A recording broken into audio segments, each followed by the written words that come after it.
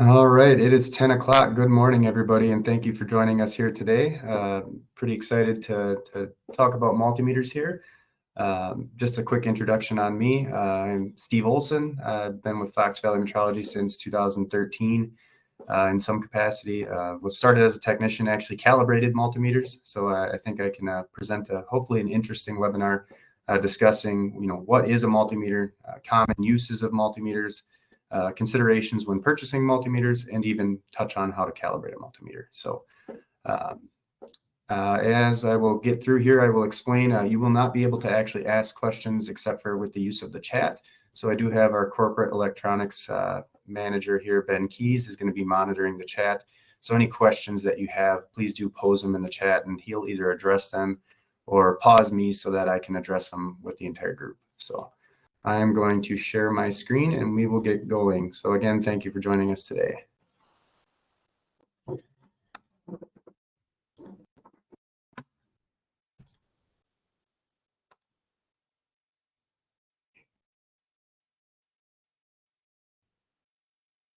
Right. All right. So everybody should see my slideshow here. Unfortunately, I do not have props for you today. So we're going to be kind of working off this slideshow and then just discussing the topics on each slide. So as you can see here, you've joined the webinar for Mastering Multimeters. This is going to be a comprehensive discussion guide on how to use and maintain your multimeters, which is a tool that every company, if you have a maintenance personnel or a maintenance department, every company has these and is utilizing these in some form or fashion. Obviously presented by me, gave that introduction already. Just some background on Fox Valley Metrology for those that are not familiar. We are an ISO 17025 accredited calibration lab. We do calibrate everything from gauge blocks on up to RF spectrum analyzers, pretty much everything in between. Obviously, a large contingent of what we do is work on multimeters and basic electronics that are used in manufacturing, maintenance, you name it, there's pretty much an application for multimeters. So which is why we chose this topic to discuss. As you see here, we do specialize in calibration, repair, and we do also sell new equipment. We've been in business for 27 years, started in 1996, one location here in Oshkosh, Wisconsin, and we are now in 7 locations and continuing to grow. So thank you guys for that. You are obviously a huge part of that. Just some webinar participation tips. I already slightly touched on this, but there is a Q&A box on the left, and you can certainly pose any questions that you have as we go through there. And then Ben will either, like I said, answer them or pause me to address them with the group. This webinar is also being recorded, so if you miss anything or for some reason the audio cuts out, you can actually go to YouTube and you can get watch this at any time at your convenience, or you can share with other folks. You will also receive an email with a link for the webinar once it's published. Don't forget again here to follow us on Facebook and LinkedIn. That's where we post all the updates for our upcoming webinars, any promotions that we do have going on. So definitely tune in there. Good place to get some information on what's going on. So we will get going here. All right, so our agenda, we are going to discuss what is a multimeter, what are some common uses for multimeters, where you might see them in your facility, most utilized brands, handheld meters versus a benchtop, pros and cons, where each might be used, accessories used to test a multimeter or to use a multimeter, safety precautions, important things that you need to be considering when you're using multimeters, how to actually use the multimeter to take your measurements, and then calibrating your multimeter, general storage tips, and just kind of a review and question button up after that. So we will jump right in it. Again, feel free to pose those questions as you have them. So what is a multimeter? A multimeter is a versatile electronic testing device used to measure electrical quantities such as voltage, current, resistance. It combines several measurement functions into a single instrument and allows users to troubleshoot, test, and diagnose electrical circuits and components.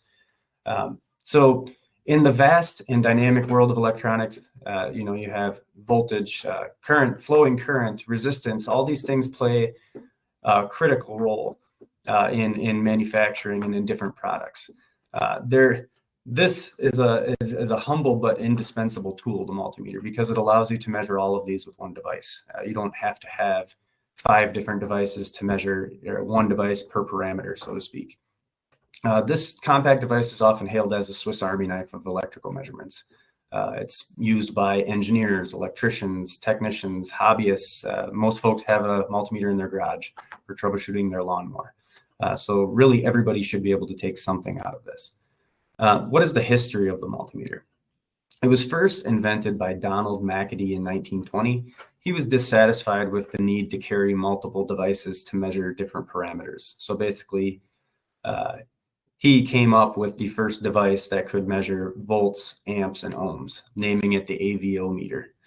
Since then, the multimeter has obviously undergone numerous changes. Now we have digital displays and benchtop multimeters that measure out to 8.5 digits of resolution. So it's kind of taken on a life of its own, but that's where it started. It was just an individual looking to basically consolidate his measurement devices. All right, so what are some common types of multimeters? Common types of multimeters are that you're most likely gonna see, analog and digital. And then within digital, you have handheld and benchtop. Those are going to be the more modern devices. I do still see Simpson multimeters. We actually calibrate those every single day, the analog variety, and they are still incredibly useful and accurate tools. But I would say that the vast majority of the multimeters that we see nowadays are of the digital variety.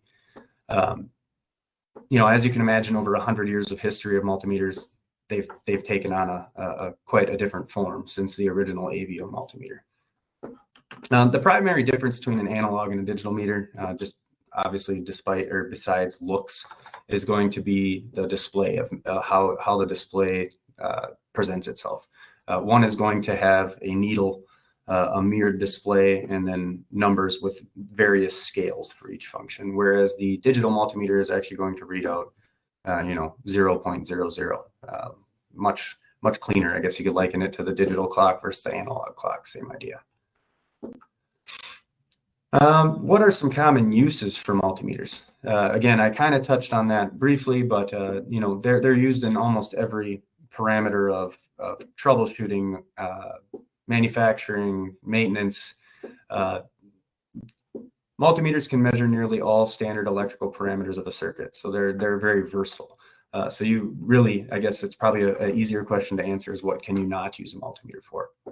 Whether it's troubleshooting, testing a circuit or a component, doing installation, maintenance. It's really a versatile tool. It's a go-to tool in the manufacturing world.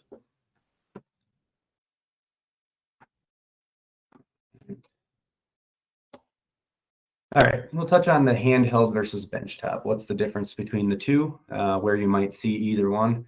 I would say, handheld is obviously going to be the most versatile. You could say that, a good example of a handheld multimeter would be a Fluke 177. It's small, it's portable. You're able to take it with you to measure parameters right out and, at the location. Whereas a benchtop is going to be just that. You can kind of think of it as a laptop versus desktop computer, I guess. The benchtop is going to typically present better accuracy. It is going to provide you more options as far as ranges go. You might be able to dial it down to a lower voltage range than you are going to be able to with a handheld multimeter. But a handheld multimeter is going to be far more convenient and fit into most folks' budget a little bit better. So what things to consider when choosing the best multimeter for the job? There's several factors, but I would say probably some of the most important are going to be, one, accuracy requirements. As I mentioned before, a handheld multimeter is not going to get you the accuracy of a typical benchtop multimeter. A handheld multimeter is going to be the best handheld multimeter. A Fluke 289 is what I'll reference here, is going to have a 5.5 digit display or 4.5 digit display, while a benchtop multimeter is typically going to be 5.5, 6.5, 7.5, 8.5. Much more accurate, looking at more digits of resolution, able to provide you a measurement utilizing statistics, so you can remove noise, average the measurement, so to speak. So accuracy, resolution, working conditions, that's a huge one. You wouldn't want your maintenance personnel having to tote around an 8.5 digit multimeter, find appropriate power to plug it into, then set it on something, hoping it doesn't fall, and then need to use 15 feet of test leads to reach where you're going. That's where that handheld multimeter comes into play. And then lastly, budget. Obviously, a Fluke handheld meter, while pricey, is certainly going to be much more affordable for folks simply trying to measure a 10-volt signal than, say, Keysight 3458, where now you're talking a $10,000 multimeter. So you definitely want to choose the correct meter for the application that you're utilizing it for. So the main difference between handheld and benchtop is going to be construction, accuracy, how portable it is. Functionality, it's going to measure the same core functions.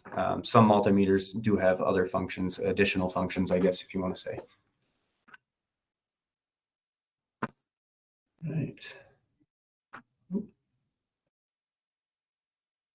All right, so accessories and important safety precautions. All multimeters are going to come with some variety of test leads. So really, when you're talking about the world of multimeters, that really the only accessories that you're going to see are going to be test leads. Maybe a high voltage probe if you're using a high voltage application, because most multimeters handheld are rated for 1000 volts DC and 600 volts AC. So if you're going to be measuring signals exceeding that range, then you would need to use a divider of sorts to be able to cut that signal down. So those are going to be your primary accessories. Important safety precautions, lockout, tagout. This is something that any maintenance personnel is going to be very familiar with. You never want to be going into a live cabinet, even though you're setting up to take a measurement on a live circuit. You need to observe the proper safety considerations, because it could be the last thing you do if you do not. So you want to set that up, hook up for your measurement, close the cabinet, put power back on. And then you also need to be wearing the proper PPE while you're in that cabinet as well. All right. So some basic multimeter measurements. We briefly touched on what the AVO was able to do, where it measured amperage, voltage, and resistance. But basic multimeters, all handhelds, are going to contain at least the principles of Ohm's law. They're all going to give you the ability to measure at least voltage, current, and resistance. That's what we would consider the most basic of handheld. You could say that that's like a Fluke 114 is a good example of a basic multimeter. Ohm's law, yeah, sorry, scrolling through my notes here. Advanced multimeter measurements. Now you're going to see some multimeters. I believe I referenced the 289 already. Also the Keysight 3458. We would consider those meters to be anything that contains a measurement parameter outside of Ohm's law. So some of these meters that you're probably familiar with measure capacitance. They also measure frequency. They measure temperature, which temperature is simply a millivolt conversion, but it actually gives you the digital display in temperature units, making it easy to use and translate. Some have diode testing and duty cycle, which is going to be your ratio of time on to off in a signal. Most multimeters are going to have pretty standard ranges. We do see there's slight variations of the ranges, but I did kind of touch on 600 volts AC, 1000 volts DC. Typically, even a handheld meter is going to have a 200 millivolt range, a 2 volt range, 20 volt range, 200 volt range, and then its max range. So this is all going back to making sure that you're picking the right tool for the job. If you know that you're going to be measuring approximate line voltage, you want to make sure that you have a meter that can withstand at least the 120 volts plus. So typically 200 volts. Current is the same. There is a little more variation as far as what meter can measure what current. A typical benchtop meter is probably going to be able to for sure measure up to 3 amps. But then once you get above that, you need to be sure that you're using a meter that has a 10 amp terminal. A lot of high current applications, you're likely either going to be using a current shunt, or you're going to be utilizing a handheld meter, because typical handheld meter might operate up to 20 amps. What to consider you know, when you're buying these, we continue touching on this, but I think this is a very important thing. You need to really understand your use when you're buying your multimeters. You want to know the types of measurements that you're going to be taking, the situation that the measurements are going to be taken in, the accuracy and resolution requirements that you need to take that measurement with. You know, what kind of display you're looking for. You know, maybe you're going to be taking the measurement from the other side of the machine. There are remote display multimeters that allow you to do that. Again, budget, probe types, how you intend to connect. All right, so the actual process of using a multimeter, this one varies quite a bit, so I'm going to just kind of touch on the core functions here. But we always start off by, you need to understand the multimeter. You need to understand what each selection on the rotary dial means. You know, a standard Ohm's law multimeter is going to have voltage AC, voltage DC, and resistance, as well as current AC and current DC. Those are going to be displayed. Voltage AC is going to be a V on the rotary dial with a sine wave over the top, whereas DC voltage is going to be a V with a line and 3 dots underneath. That's the most typical display. So you want to start by selecting the appropriate measurement mode. For resistance, you're going to select the Greek symbol for ohms. That is how every multimeter that I've pretty much seen is going to be displayed. And in current, it's going to be an A with either the sine wave or the straight line to illustrate AC or DC. It's very important to pay mind to the fact that if you're attempting to measure an AC signal, that you do have it in voltage AC, because it will not register a signal if you're not in the correct mode. So from there, you want to select the appropriate range. If you're not sure of the signal that you're anticipating seeing, you can typically leave the multimeter in auto range. One thing is, it may not give you the best resolution available, but it will allow you to kind of dial into what signal you're attempting to measure. Again, making sure that your multimeter is capable of measuring at least above that signal you're anticipating seeing. From there, you're going to connect your test leads to the multimeter. Again, these can take shape. As you see in the picture here on my slideshow, this is going to be your typical probe style test lead, typically black and red to identify hot and common. So to set it up, it honestly depends on your setup. They do make leads with clips, you know, different varieties, or you could be using standard probes like this, or you could actually have leads with banana jacks. Typically just depends on what you're actually attempting to measure. So you're going to connect the meter or the leads to the meter, and then you're going to connect observing safety, connect your test leads to the circuit or the component that you're attempting to measure. I keep saying that, to measure. From there, you're going to perform the measurement. Again, making sure that you have it in the proper mode, and then read and record your results, observing safety, disconnect, and power down. So again, we'll look at those steps in just a little bit more detail. Each multimeter is going to be slightly different, but I can assure you that the symbols you see here are pretty typical of all, especially handheld multimeters, and most of the benchtops as well have the buttons that are going to mimic the same setup here. So as far as understanding the multimeter, if you've not used a particular multimeter before, it's always a good idea to read through the basic user manual just to gain an understanding for how to use it. Maybe if there's, you know, certain functions that have sub functions, and each multimeter can present a learning curve in that regard. So you always want to be familiar with the device you're using. Again, then from there, we're going to select our measurement mode, whether we're attempting to measure resistance, whether we're attempting to measure voltage AC, DC, current AC, DC, whatever signal you want to go ahead and select that appropriate mode.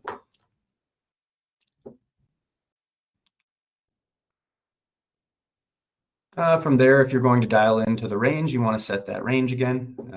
Again, auto range is an option on almost every multimeter, modern multimeter. So that is an option to dial into that signal. Dialing in the range will increase your accuracy though. Next, again, attach your test leads to the meter, and then attach your test leads observing safety to the device under test.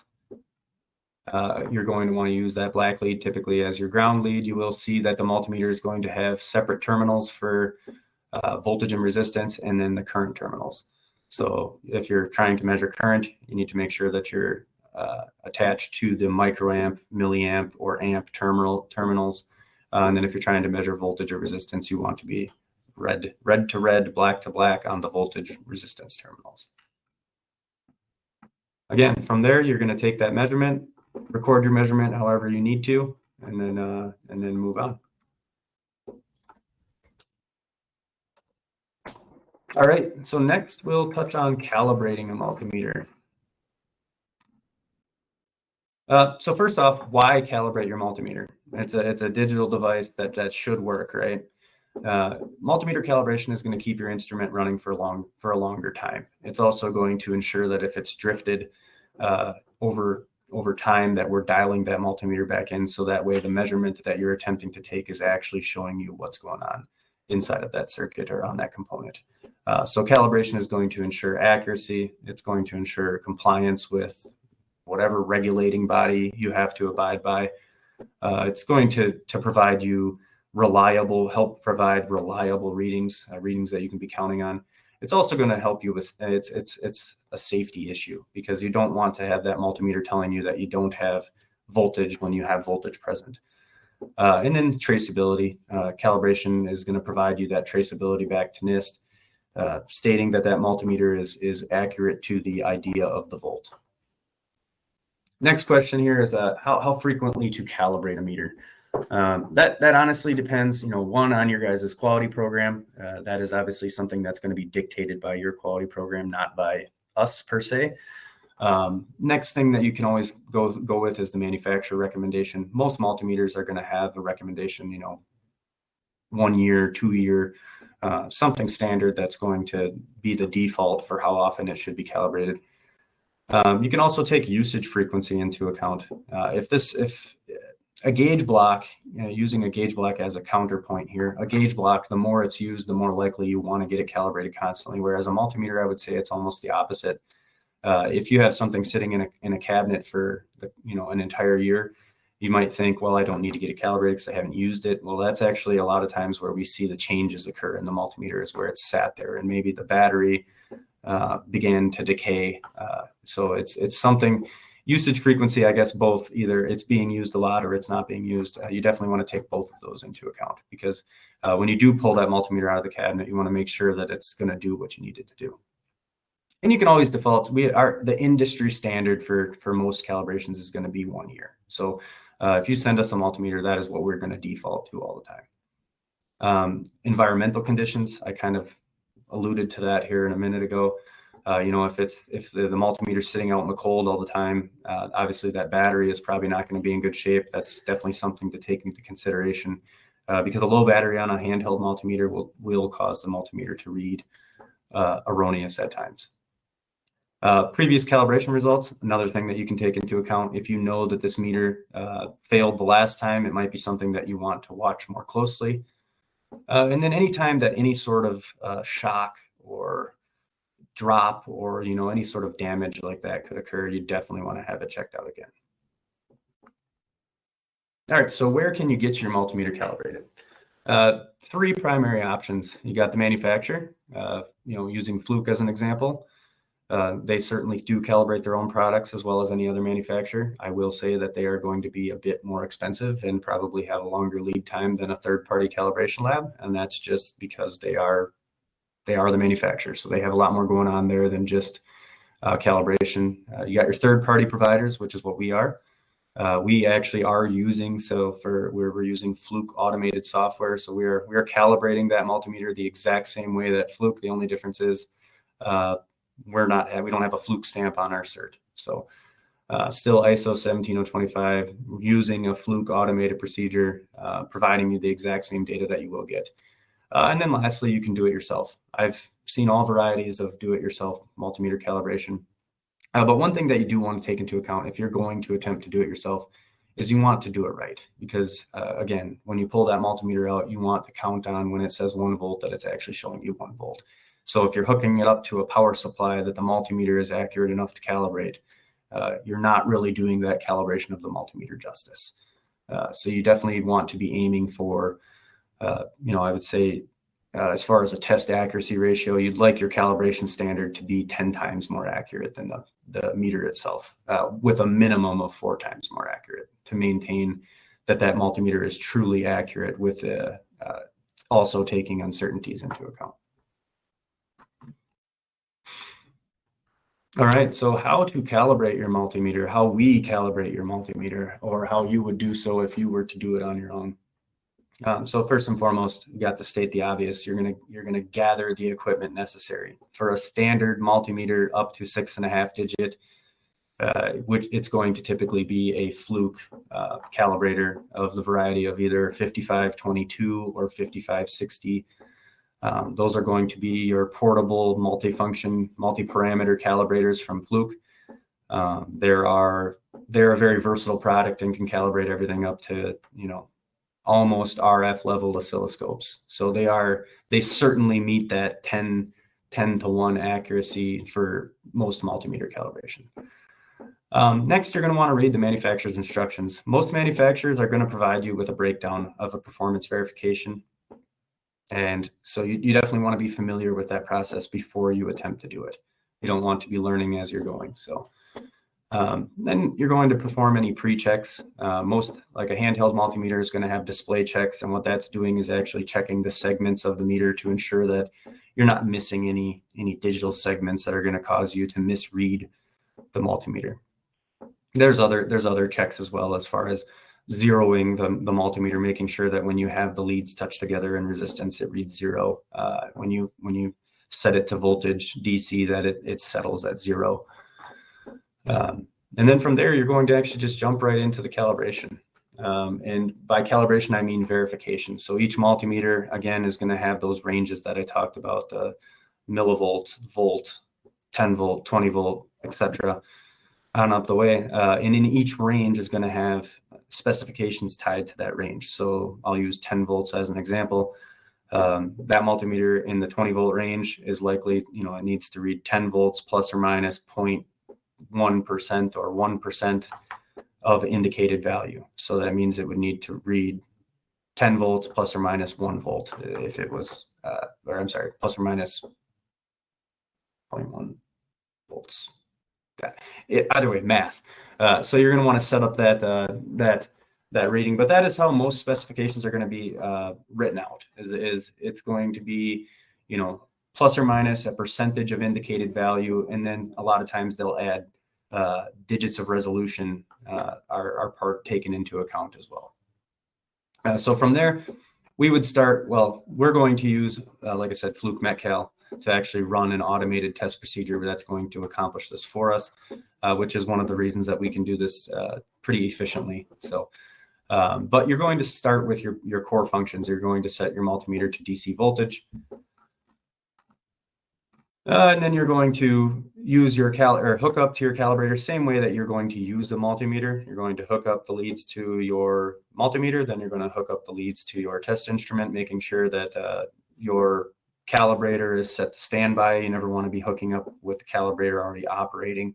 And then you're going to source the various signals throughout the range for DC voltage, and then basically repeat the process for AC voltage, DC current, AC current, resistance, temperature as necessary, documenting those results. So what we do is we run it through the first time, we document those results, compare them to the manufacturer supplied tolerances, and then we are going to verify that the meter meets its required specifications. And if it's not, then we would actually go back and perform an adjustment.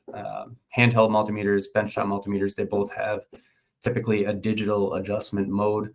So you would put the meter into adjustment mode, and then you rerun an alignment procedure, which is basically going to bring those readings that were found to be out of spec back into spec. And then from there, you're going to run the verification again to determine if the verification or if the adjustment took. Again, some advantages of going to a third party, which I assume most of you watching this probably already are having us calibrate your multimeters. But for those of you who are attempting to do them yourselves, one, you're not absorbing the liability. You're not absorbing the cost of the equipment. A typical Fluke multi-product calibrator like this is upwards of $90,000. So it's a very big investment, and one that if you do not have the quantity and the resources set up to calibrate these units yourself, it may not be worth the investment for you. That is why places like us exist, is we absorb that liability, we have the accreditation, we have the equipment, and we can do this quick and easily without you having to spend your precious time doing so. I'm just going to pause real quick. I don't see any questions here on the chat, but I just want to make sure that there's no questions or anything specific anyone would like to hear quick.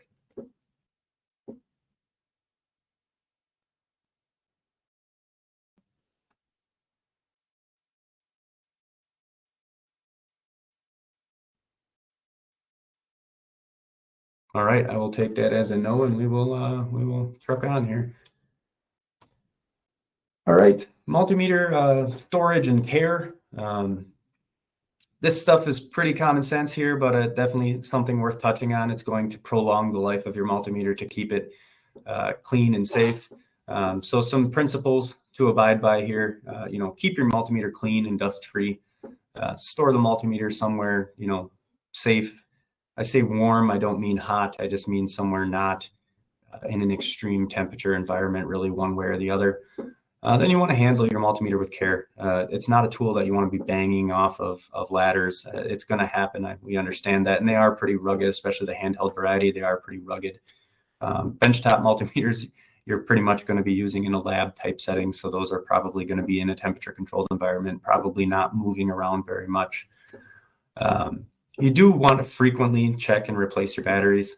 As I said, on a handheld multimeter, that is a very big factor in the accuracy, or the meter maintaining its accuracy.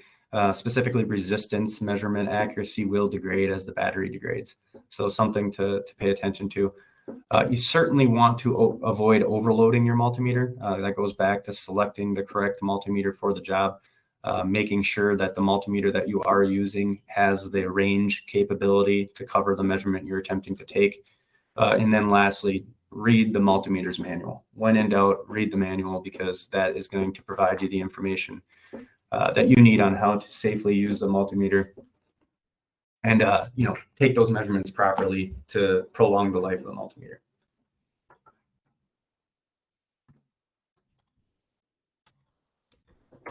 All right. Well, I flew through that a little quicker than I anticipated here, so I apologize for that. But kind of in summary, multimeters are an indispensable tool, and one that's everywhere. It's utilized from your garage, as we said, to manufacturing, to engineering, to your neighborhood electrician is using a multimeter. So these truly are a building block of what we do in our world here. So. We use multimeters every day, and without them, I can't even imagine what we would do. So, I guess just want to ask if there's any questions or any other topics we'd like to touch on. Sorry, I don't have props here for you today, but I want to make sure that everybody leaves here with feeling like they got some information that was useful. So please do ask those questions if you have them.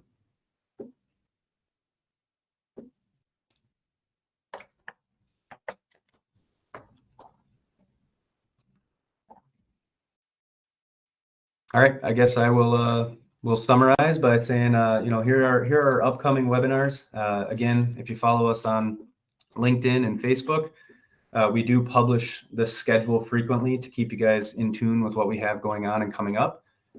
So please do give us a follow. We do have Mastering Metrology 360 coming up on December 12th. I believe December 12th. So I will actually be giving the Metrology 360 webinar. So if you tune into that, you'll get to see my face and hear me talk about Metrology 360 and all the benefits of that. Then on the 13th, we have Maximizing Your Gauge Management. And that's more of just looking at how to use Fox Valley Metrology as a whole, how to get the most out of our service. And then on the 20th, we have proper use of calipers, proper care and use of calipers and micrometers. So please do tune into those if you are interested in learning more. So at that, I will leave it open to questions here for just one more minute, and then I will wish everybody a good day and thank you for tuning in.